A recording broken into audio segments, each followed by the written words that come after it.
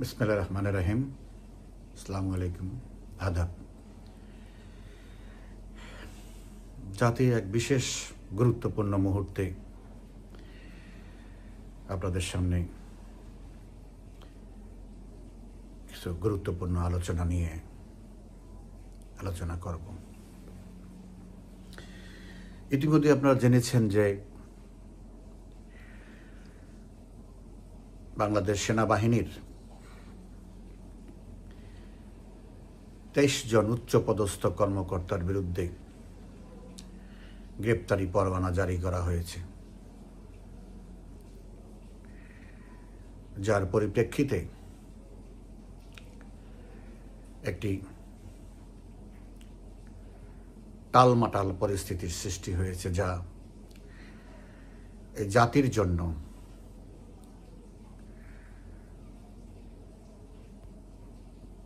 ভালোও হতে পারে, খারাপও হতে পারে।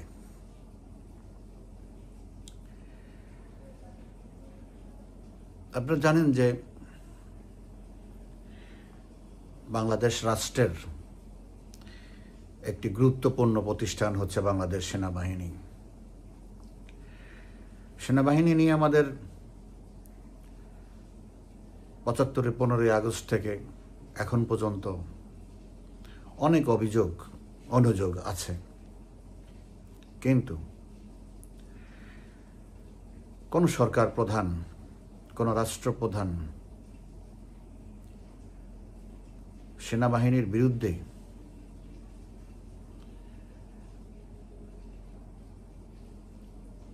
বর্তমান যে পরিস্থিতির সৃষ্টি হয়েছে, যে অভিযোগ বা যেই অভিযোগটা যেই প্যাটার্নে হচ্ছে, এরকম কোনো ব্যবস্থা গ্রহণ করা হয়নি। কারণ সেনাবাহিনী সাংবিধানিকভাবে একটি সংবিধিবদ্ধ প্রতিষ্ঠান। বাংলাদেশের সংবিধান তাকে সেই মর্যাদা দিয়েছে বা তাকে সেই নিরাপত্তা এবং সেই বিশ্বাসের জায়গায় স্থাপন করেছে। সেজন্যে সারা বাংলাদেশের যে নিয়ম কানুন আইন, সেনাবাহিনী এবং ক্যান্টনমেন্টের সেই আইন না, এটা অনেক কঠোর এবং কঠিন আইন দ্বারা নিয়ন্ত্রিত হয়, যার সাথে বেসামরিক আইন নিয়ম কানুনের অনেক পার্থক্য আছে। সেনাবাহিনীর সৃষ্টি হওয়ার পর থেকে 1971 সালের 21শে নভেম্বর, তারপর থেকে সাংগঠনিকভাবে প্রাতিষ্ঠানিকভাবে তৈরি হওয়ার পর থেকে সেনাবাহিনীর যারা সার্ভিসে থাকবেন তাদের বিচারটা সেনা আইনেই হবে। এটাই সংবিধানের নিয়ম, এটাই রাষ্ট্রের নিয়ম। আপনারা জানেন যে ইতিমধ্যে অনেক সেনাপ্রধান বা সেনা কর্মকর্তা সিভিল কোর্টে মামলায় পড়েছে, মামলা মোকাবেলা করেছে। কেউ খালাস পেয়েছে, কেউ কারা জীবন ভোগ করেছে। তার মধ্যে হোসেন মোহাম্মদ এরশাদ শুধু সেনাপ্রধানই না, রাষ্ট্রপতিও ছিলেন। আরও অনেক সেনাপ্রধান, যেমন জেনারেল হারুনুর রশিদ কিছুদিন আগে মারা গেছেন, বীর মুক্তিযোদ্ধা, সেও কারাবরণ করেছেন, কারাভোগ করেছেন বছরের পর বছর। আরও অনেকেই, সেটা তারা চাকরি থেকে অবসর নেওয়ার পরে, তখন তারা সিভিলিয়ান। তাদের কোনো অপরাধ করলে, কোনো কিছু করলে, তখন তারা সেটা সিভিল আইনে তাদের বিচার। কিন্তু সার্ভিসে থেকে যদি দেখা গেল যে কোনো একটা ঝামেলায় জড়িয়ে গেল, বাইরে একটা সার্ভিং অফিসার বা জওয়ান, তখন সেটা সেনা আইনি বিচার হয়। সেনা আইনি তার অভিযোগ, তার বিচার, তার জাত ভর হয়। কিন্তু আজকে যে 23 জন সেনা কর্মকর্তার সার্ভিং এবং অবসরপ্রাপ্ত নামে গ্রেপ্তারি পরোয়ানা ট্রাইব্যুনাল থেকে জারি করা হয়েছে, এটা সংবিধান বিরোধী। এখন আপনারা জানেন যে কয়েকদিন আগে ট্রাইব্যুনাল অ্যাক্টে একটা সংশোধনী এনেছে। সেই সংশোধনীর মাধ্যমে এটা করা হয়েছে যে কোনো সরকারি কর্মকর্তা কর্মচারী যদি এফআইআরভুক্ত হয় বা চার্জশিট হয় বা কারো নামে গ্রেপ্তারি পরোয়ানা জারি হয়, তাহলে তার চাকরির সাথে সাথে তার চাকরি চলে যাবে, সে আর চাকরিতে থাকতে পারবে না। অথচ বিচার এখনো হয়নি। বিচারে সে খালাসও পেতে পারে, বিচারে সে দোষীও হতে পারে, কিন্তু বিচারের আগে আরেকটা সাজা থাকে, সে যেই হোক, এটা বেআইনি। এখন পরিস্থিতিটা এমন দাঁড়িয়েছে, যাদের নামে, যারা সার্ভিং অফিসার আছেন, যাদের নামে গ্রেপ্তারি পরোয়ানা জারি হয়েছে, ওই ট্রাইব্যুনালের আইন অনুযায়ী তারা এখন চাকরিতে থাকতে পারে না এবং সেনাবাহিনীর সেনা কর্তৃপক্ষ তাদেরকে দ্রুত আইন শৃঙ্খলা বাহিনীর কাছে সোপর্দ করতে হবে। এটি আইন, যদি ওই আইনটাকে মানা হয়। কিন্তু ওই আইনটাও অবৈধ। কারণ হচ্ছে মূলত এখন ট্রাইব্যুনালটাই অবৈধ হয়ে গেছে। কারণ এটার ভিতরে কয়েকবার সংশোধনী আনা হয়েছে। কে সংশোধনী করেছে? সংশোধনী করেছে ইনুসকে। ইনুস তার উপদেষ্টা পরিষদের কি এই অথরিটি আছে আইনের সংশোধনী আনার? নাই। কারণ ইনুস নিজেই অবৈধ। সাংবিধানিকভাবে এই ধরনের কোনো সরকারের কোনো অস্তিত্ব নাই। প্রথমত হচ্ছে এটা একটা জালিয়াতির সরকার। প্রধান বিচারপতি এবং আপিল বিভাগের সই জাল করে ভুয়া আপিল বিভাগের সিদ্ধান্ত বানিয়ে তারপরে এই সরকারকে শপথ করিয়েছে। ওটা অবৈধ। দ্বিতীয়ত, আপিল বিভাগ থেকে যে মতামতটা তারা প্রচার করেছে বা বানিয়েছে জালিয়াতি করে, সেটার মধ্যে বলা আছে রাষ্ট্রপতি একটা উপদেষ্টা পরিষদ গঠন করতে পারেন দাপ্তরিক কাজগুলো করার জন্য এবং একটি নির্বাচন করার জন্য। এর বাইরে কিন্তু আর কোনো কাজ করার অধিকার তাদের নাই, আইনগত ভিত্তিও নাই। প্রথমত তো পুরাটাই বা জালিয়াত বাদ। তারপরে হলো যদি ওইটাকেও বেসিস ধরা হয়, তারপরেও এই ধরনের কোনো সংশোধনী, কারোর সাথে কোনো চুক্তি, কোনো কিছু করার কোনো এখতিয়ার এই ইনুসের নাই। কিন্তু ইনুস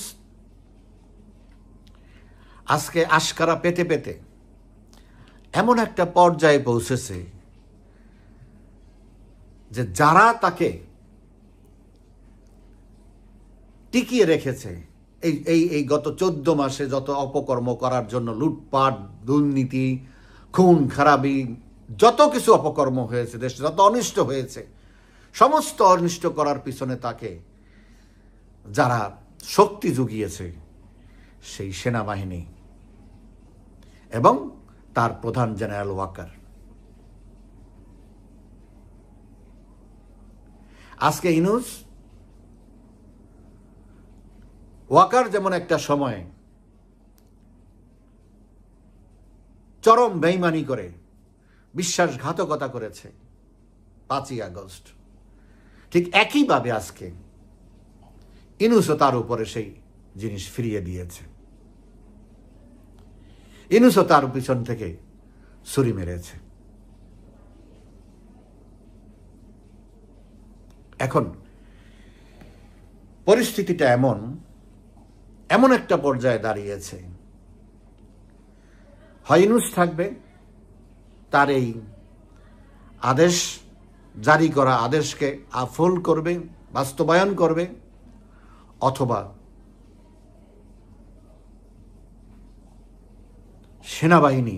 সেনাবাহিনীকে বাধ্য হয়ে ইউনূসকে সরিয়ে দিতে হবে, তাতে যা হওয়ার তাই হবে। ঠিক এইরকম একটা মুখোমুখি অবস্থানে এসে দাঁড়িয়েছে। এই পরিস্থিতিতে ব্যক্তিগতভাবে আমার অবস্থানটা অত্যন্ত পরিষ্কার। আমি গতকালকে গভীর রাতে আমি একটা ফেসবুক পোস্ট দিয়েছি।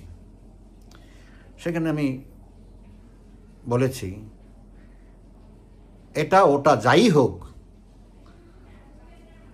জনগণ খুশি। মানে কি? মানে হচ্ছে, ইউনূস যদি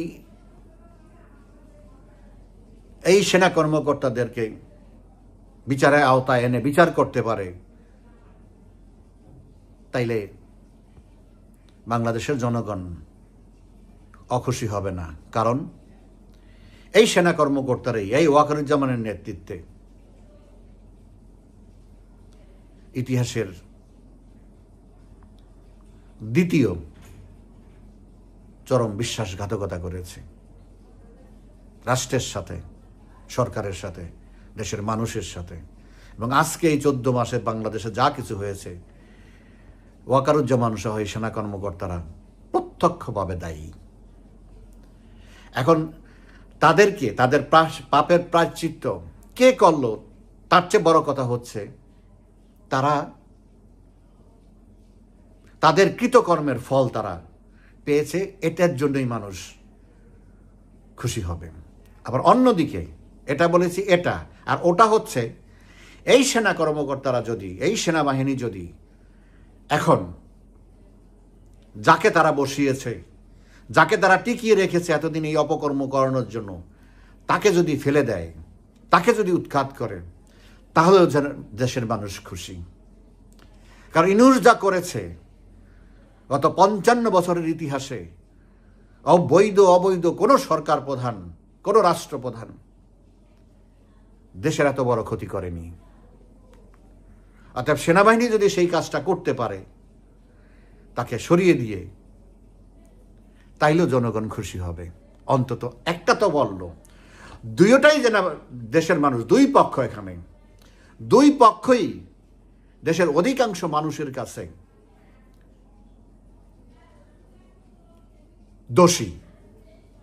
অতএব দেশের মানুষের চাহিদা হচ্ছে, মনোবাসনা হচ্ছে, কামনা হচ্ছে, ইচ্ছা হচ্ছে, দুইজনই ধ্বংস হয়ে যাক। 5ই আগস্ট ঘটানোর জন্য যারা দায়ী, গত 14 মাসের সাফারিংসের জন্য যারা responsible, they must be finished. এখন দুইটাকে যদি একসাথে না করা যায়, যে কোনো একটা আগে যদি পড়ে, তাইলে জনগণ খুশি। এজন্য আমি বলেছি, এটা ওটা যাই হোক, দেশের জনগণ খুশি। এখন যেই পরিস্থিতিটা দাঁড়িয়েছে, আমরা এখন দেখব, শুধু আমাদের এখানে কোনো ভূমিকা নাই, আমরা এখানে দেখব। আমাদের ভূমিকা হচ্ছে, ইউনূসকে যখন উৎখাত করার জন্য কোনো ব্যবস্থা নেওয়া হবে, দেশের জনগণের চাহিদা অনুযায়ী, জনগণের ইচ্ছা অনুযায়ী আওয়ামী লীগের কোটি কোটি নেতাকর্মী সমর্থক সেই চেষ্টায় সমর্থন দিবে।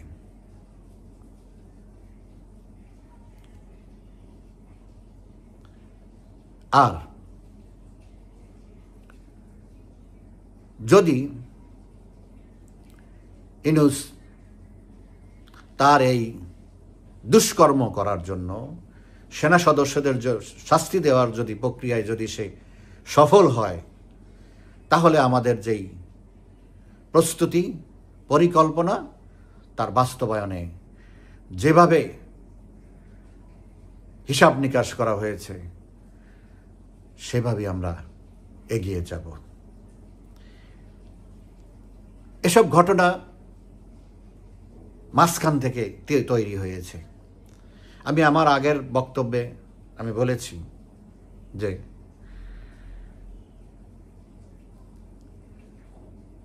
সেনাবাহিনী, ইউনূস, বিএনপি, জামাত, এই পুরো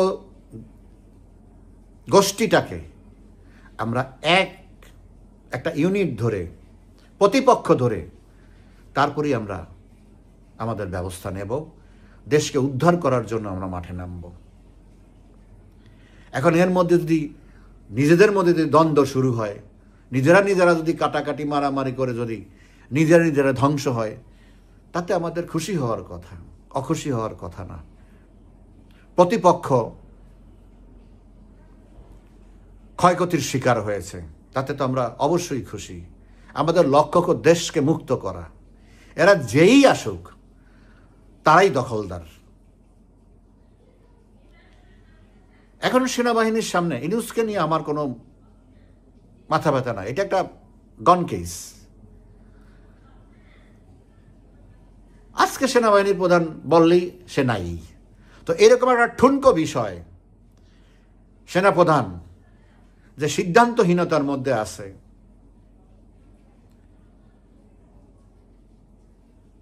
তাতে করে এখন সেনাপ্রধান নিজে টিকিয়ে রাখতে হলে, নিজের অস্তিত্ব, তার নিজের সেনাবাহিনীকে টিকিয়ে রাখতে হলে তাকে এখন সিদ্ধান্ত নিতে হবে।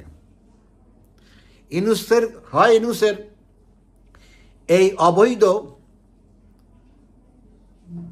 প্রকল্প সেনাবাহিনীকে ক্ষতিগ্রস্ত করার জন্য, অপমানিত করার জন্য হ্যান্ডকাপ লাগানোর যেই দুঃসাহস দেখিয়েছে জেনারেলদেরকে,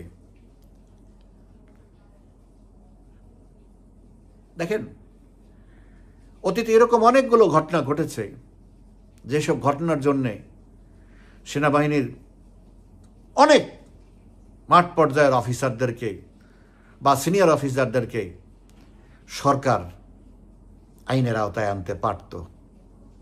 যেমন 2002 সালের অপারেশন ক্লিন হার্ট, শতাধিক নেতাকর্মীকে টর্চার করে, অমানসিক নির্যাতন করে হত্যা করে বলা হয়েছে হার্ট অ্যাটাকে মারা গেছে। খালেদা জিয়া সেটাকে ইনডেমনিটি দিয়েছে, তাদের বিচার করা যাবে না। কিন্তু সেই ইনডেমনিটি মাননীয় প্রধানমন্ত্রী শেখ হাসিনা বাতিল করেছে, কিন্তু সেনাবাহিনীর বিরুদ্ধে সেই ব্যবস্থা নেওয়া হয় নাই। কারণ অনেকগুলো সেনা অফিসার 64টা জেলায় ক্যাপ্টেন, মেজর, লেফটেন্যান্ট কর্নেল পর্যায়ে, ব্রিগেড পর্যায়ে তারা সবাই ফেসে যেত। কারণ একটা চেইন অফ কমান্ড, একটা ক্যাপ্টেন বা একটা লেফটেন্যান্ট যখন একটা লোককে টর্চার করে বা একটা লোককে মেরে ফেলে তার টর্চারিংয়ে, তখন সে যেমন দায়ী, তার কমান্ডিং অফিসারও দায়ী। ওই কমান্ডিং অফিসারকে তার আরেকজনের নির্দেশ দিয়েছে, তাকেও তো আরেকজনের অনুমোদনে কাজ করতে হয়েছে, অনুমতির নির্দেশে কাজ হয়েছে। So it's a chain reaction হবে, চেইন এফেক্ট হবে, পুরো সেনাবাহিনী ভেঙে পড়বে। এটা শেখ হাসিনা চায়নি,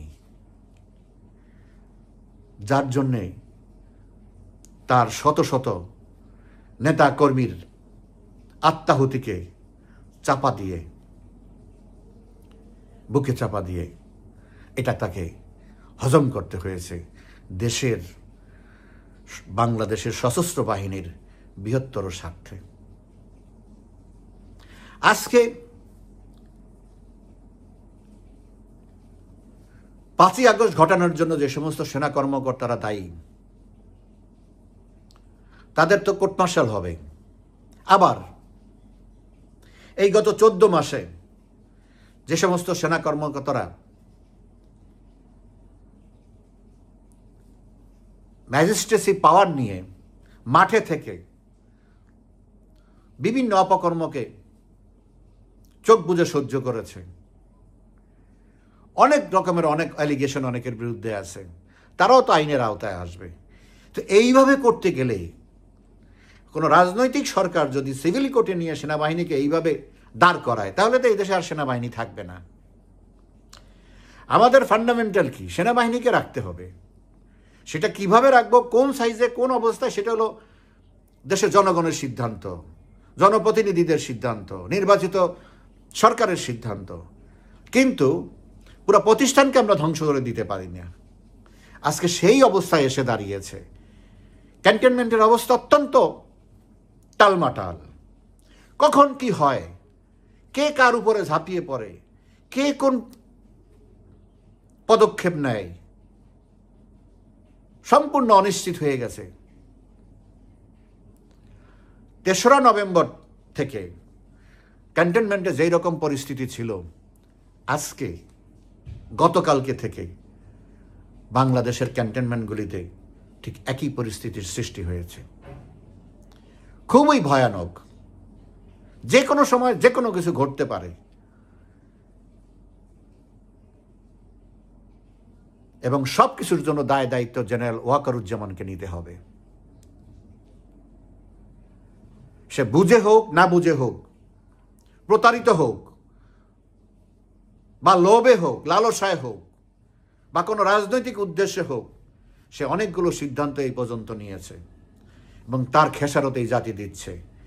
তা বর্তমানে তার সিদ্ধান্তে যদি নতুন কোনো খেসারত এই সেনাবাহিনীকে দিতে হয়, এই দেশকে দিতে হয়, সেটার জন্য তাকে ভুগতে হবে। সে নিজেও কিন্তু এখন নিরাপদ না, মহা সংকটে সে ব্যক্তিগতভাবে আছে। অতএব এরকম একটি ক্রুশিয়াল সিচুয়েশনে